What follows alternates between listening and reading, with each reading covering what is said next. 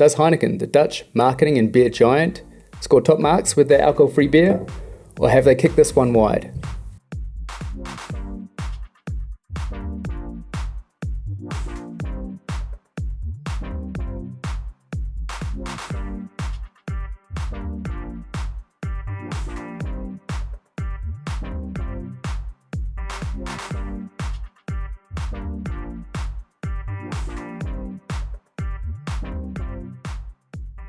The story begins back in 1864 when a young entrepreneur, Gerard Heineken, buys a brewery known as De Hooiberg, so the haystack, and here he learns the art of brewing. In 1873, a pivotal moment happens for Heineken. He hires a doctor to be able to help him with producing a unique yeast strain for his beer. This innovative yeast, known as the Heineken A yeast, proved to be a revolutionary yeast, and it helped with the brewing process, resulting in a clearer, crisper, and more consistent beer. This groundbreaking innovation led to Heineken's signature Pilsner style, which became known for its distinctive flavour and its clean, refreshing taste. So with that quick history lesson completed, let's do the review. It's a good looking bottle. You know, the bottle itself and the packaging, I think, look really nice. I'd happily bring it to a barbecue. It's a bit American-y, so it's red, white, and blue. And I think they've chosen blue because blue is a safe color. I think is what the research says. And it gives off almost like a Captain American-y vibe. So maybe they're trying to muscle in on the American demographic there. It's not subtle. It really shouts alcohol-free beer. And I know for some people, you're going to your barbecue for the first time with a 6-pack of alcohol-free beer. Maybe you don't want it to be that loud and proud. So just bear that in mind. Like for me, I'd happily take it to a barbecue, but it definitely screams alcohol-free beer.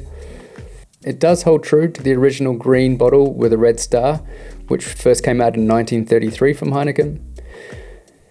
And the Heineken family, they're famous for their marketing. And even historically, they've been really, really good with marketing. They were first on the spot when Paris was starting to get a taste for beer in the 1890s. They also were the first beer to be imported into America after the Prohibition ended. So they've been joining on the spot quite often as a beer brand. They've even been as progressive as creating a marketing department in 1951. So a really forward-thinking company, and marketing's been one of their strengths. They've even done crazy things like creating what's called the World Bottle. So in 1963, they created this brick bottle that was going to be used for building purposes. So it was stackable, it was reusable, recyclable.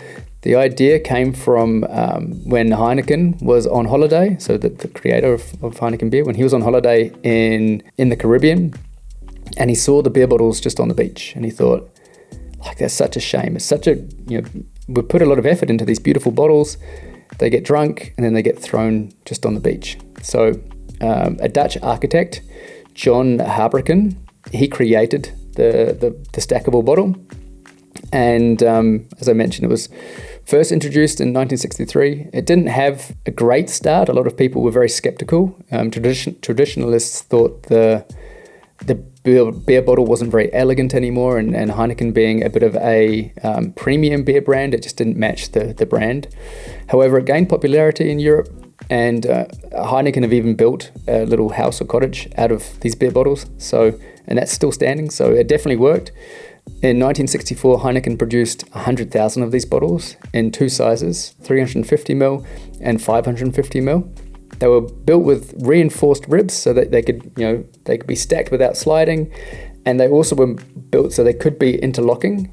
So you could definitely build like a wall, and you could build with these bottles. But unfortunately, it was probably very expensive for them to produce the bottle and transport, because glass would have had to been a little bit thicker than normal. At the end of the 1960s, it was discontinued, and it's now just part of the history of Heineken. So let's pour the beer and have a look at how the beer looks when it's poured. The magic of cinema. Oh no, misfires. Well, that was embarrassing.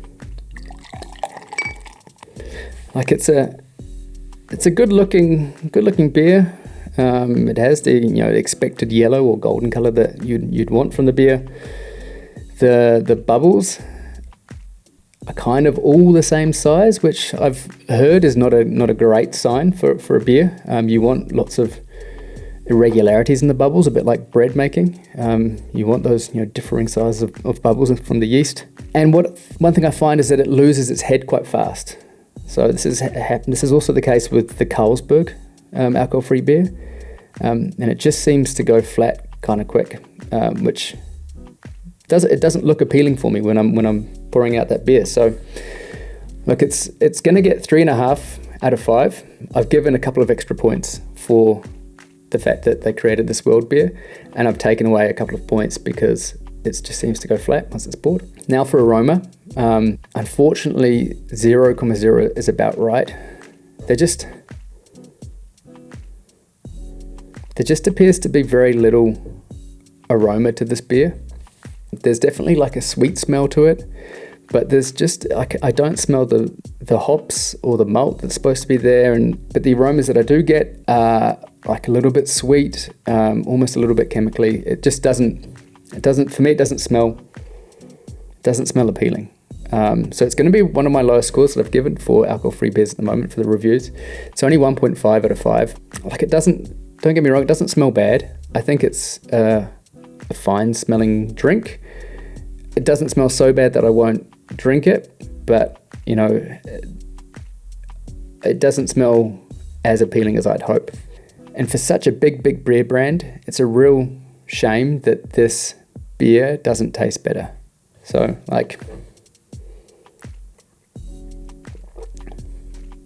I know it's not meant to taste just like a Heineken, but I would hope it's going towards tasting like a beer. And for me, it doesn't have that taste. It has this kind of strange aftertaste that some alcohol-free beers have.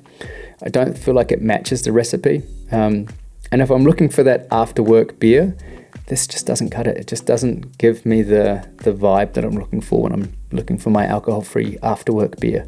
So one caveat is like ice cold. At the moment, it's -5 degrees outside. Ice cold, out of the bottle, it tastes good. Like it's definitely drinkable.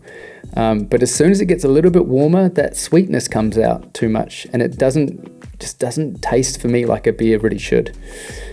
And I know Heineken have spent 2 years developing this beer. It came out in 2017 after a long period of research and experimentation.